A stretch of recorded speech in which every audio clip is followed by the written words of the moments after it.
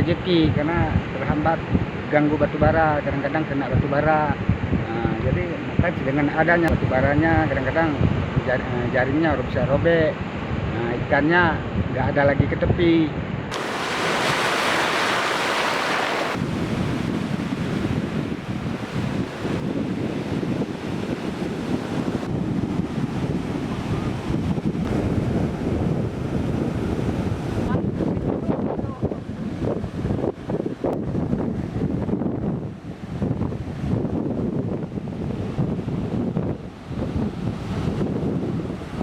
Nyangkut mengawu budi. Mana aja kan? Oo lah na mendeme kalau jaringnya nggak mendeme batu bara. Ini wawancara di Firman ini. Saya orang.